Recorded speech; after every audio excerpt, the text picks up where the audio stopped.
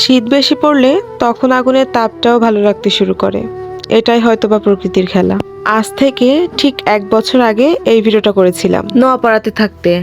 ভাগ্যিস করেছিলাম, না হলে 1 বছর পরে এসে 1 বছর আগে সেই দিনটাকে কিভাবে মিস করতাম বলুন। 1 বছর আগে আমি আজকের দিনে বাবার বাসাতে ছিলাম।